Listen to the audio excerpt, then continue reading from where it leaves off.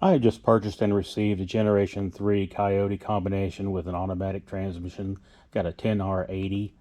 I thought I'd share this with you and show you what's actually in this package. I've never seen a video or really any information on what's actually in these boxes when you buy this kit from Ford. It comes in two crates. One is actually stacked on top of the other, and the part number, as you can see here, M-9000-PMCA3A. This is the actual engine box, and right over here is the actual engine. Now, this is an automatic combination, and as you have probably already figured out, there's a manual flywheel on here. I've talked to Ford about this, and there's obviously a mistake. It must have been made at Ford. If you look, let me show you the part number on the box. This is the part number on the engine. The automatic part number version of this engine would have an auto at the end of it, so it'd be M-50C-AUTO. So this had to have happened at Ford, because that is the correct number for the 10-speed automatic. You can actually see it actually says 10-speed automatic on it.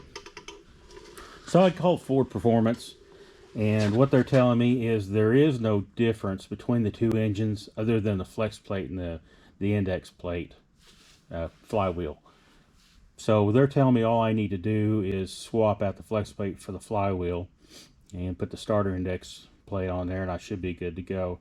I thought that the wiring harness on the engine would be different, and I actually had to call and ask them about that again, and they tell me that the wire harnesses on the Generation 3 are now the same between the manual and the automatic transmission cars. Generation 1 and 2, they did have different wiring harnesses for the two engines, but on the Generation 3 they're the same. So I should be able to just swap the flywheel for the flex plate, put the starter index plate on it, replace the bolts. All of this is supposed to be in this kit. Actually, it is. I've seen it in the bottom. I just haven't unpacked it yet, which I'm going to show you what all is in this in just a moment. So I'm going to do a little walk around here on the engine itself.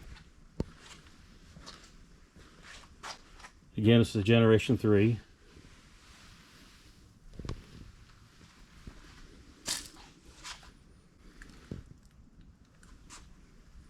I've never understood why they include the header on the right side but not the left. Now, actually, I do understand why they don't put the one on the left, because it's got a catalytic converter on it. But what I don't really understand is why do they put one on the right? It's of absolutely no use without the one on the left, so why do they even include it? I don't understand. Go over here. Here's the transmission. Again, it's the 10R80. It's 21 model, which is what you get now. And like I said, they're in two crates, one stacked on top of the other. That's what's funny about this, is it says it's not supposed to be stacked, but that's the way they come.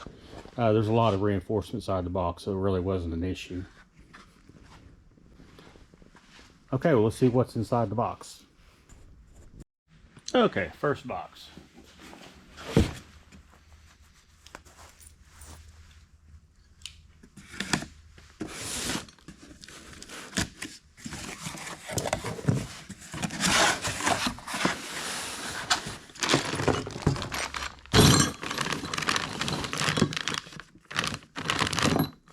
Looks like all the hardware, bell housing bolts, cable bracket.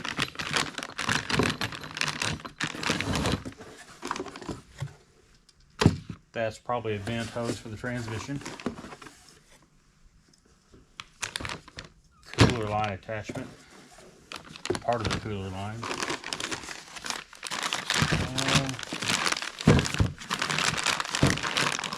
This companion flange for the U-joint.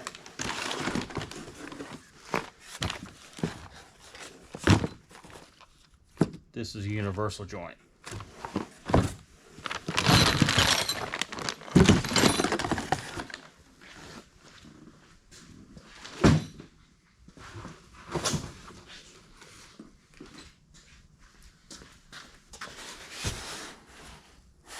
This must be the starter.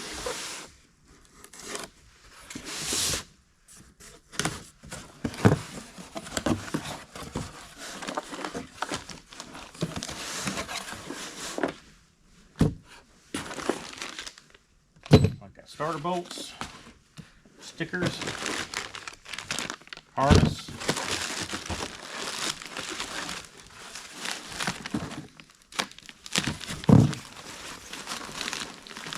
and of course the starter itself.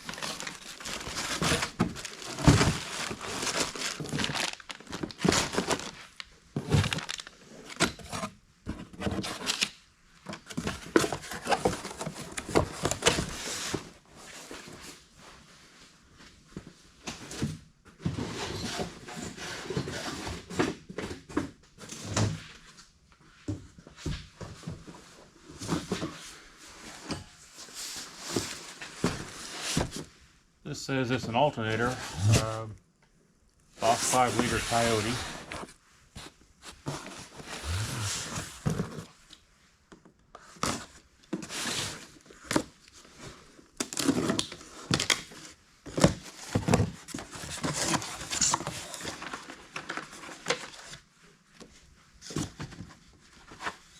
It's like an idler pulley.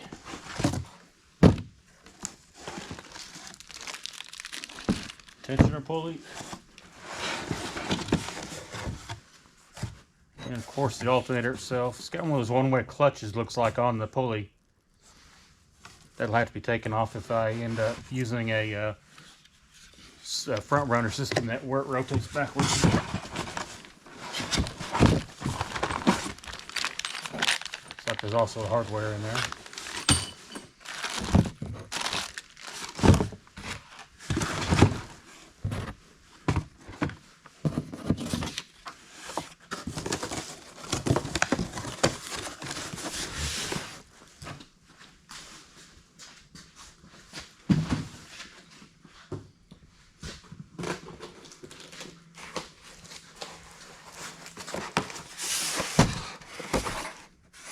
Let's see what this is.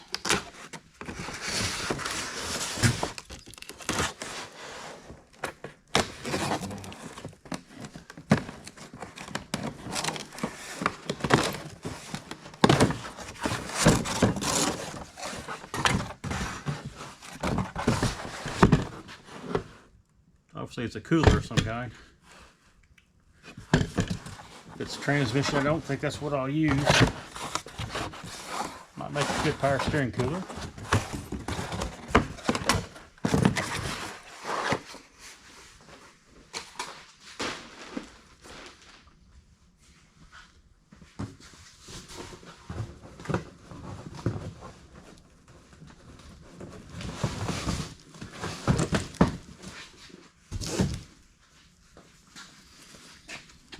It says ship lever.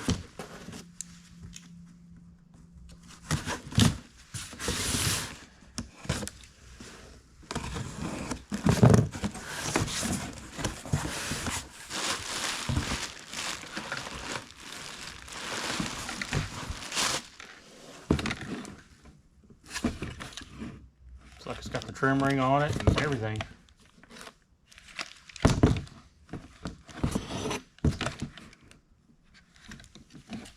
Probably not something I'll use, but could be used.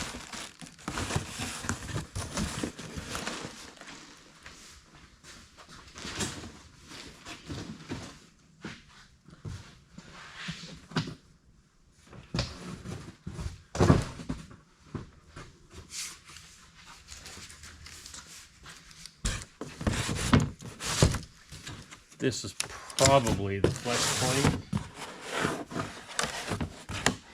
Maybe the starter index plate.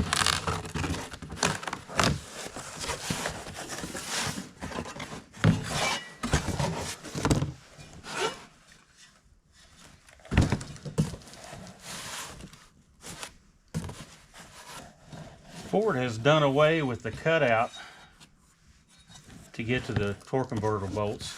Now you have to go in through the side of the block, or back of the block. There's a hole right here, which is kind of unusual. That's the way they're doing it now.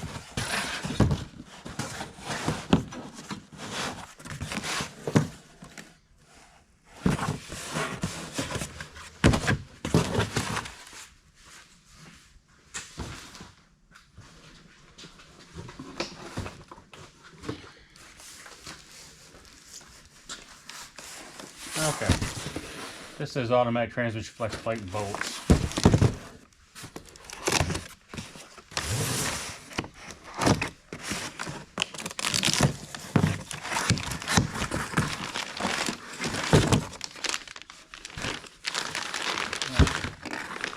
There's flex plate.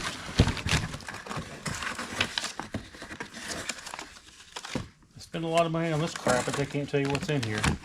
And there's the bolts.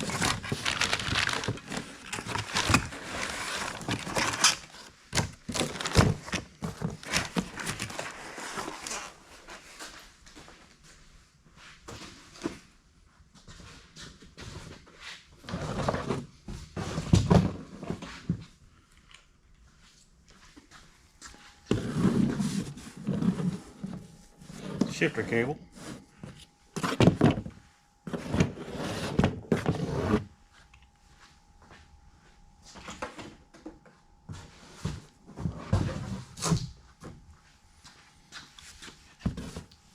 Transmission cooler lines.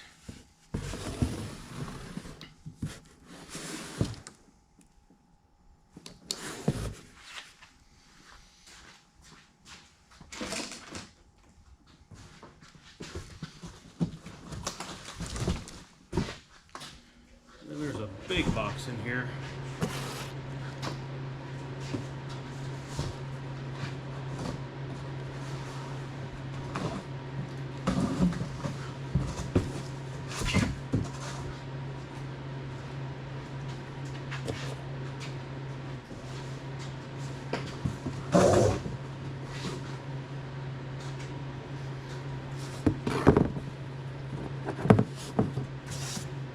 Not sure exactly where that goes. Probably goes on the breather, intake air breather.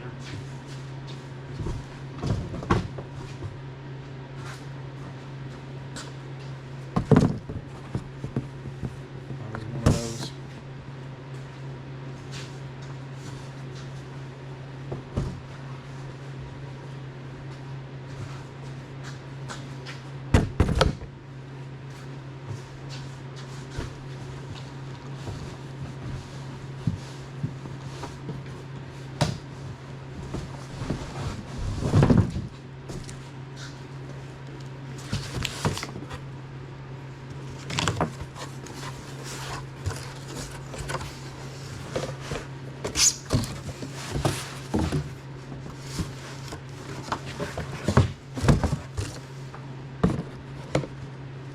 Rest of the air box, or is the air box. That's airflow sensor.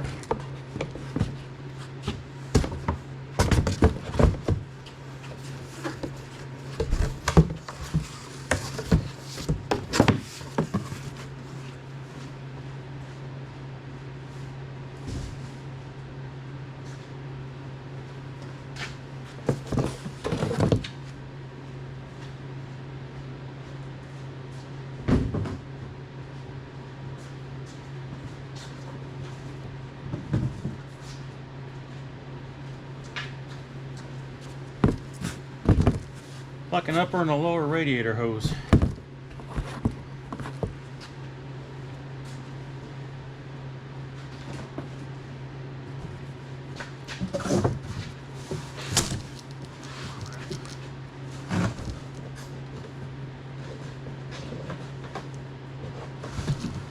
More of those stupid things.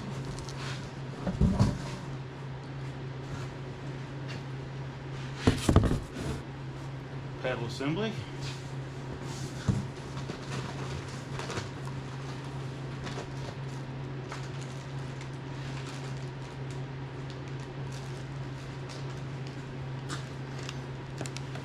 Oxygen sensors.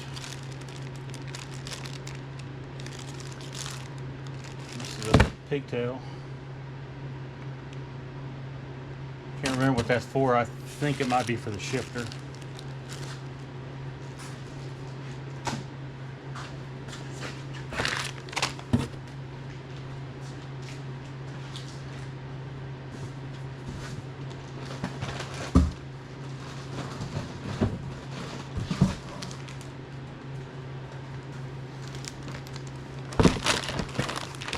Okay, control pack wiring harness.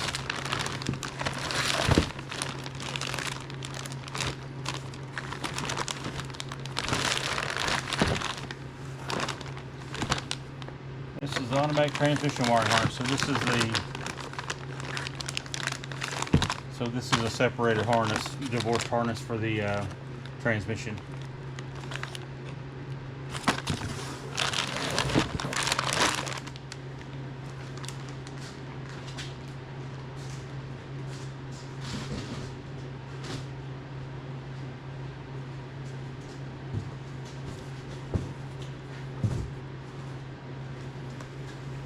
Okay, I believe this is the last item. It's going to be the actual PCM. It's been opened before. And retake shut. Kind of makes me nervous. Definitely been cut open.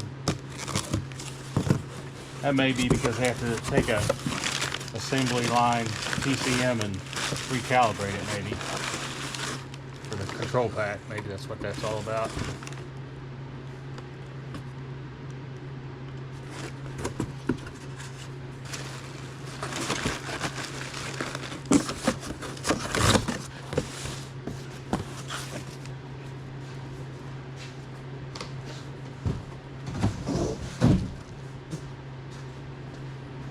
All right, that's it. That's everything that's in that box.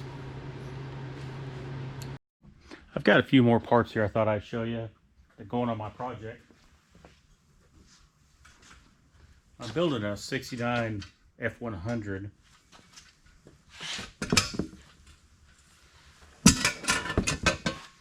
These are the headers. I got those from Fat Fender Garage. Really a work of art. Very nice. Expensive, but nice.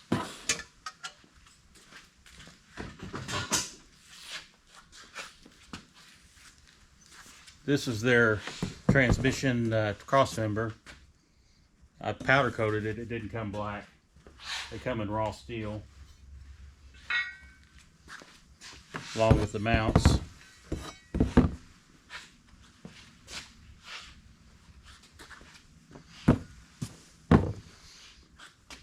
Anyway, I just thought I'd throw that in to kind of show you what I'm doing. Oh, and if anybody wants any of these, send me your address. If you'll pay postage, I'll send as many of these as you want. Again, thanks for watching.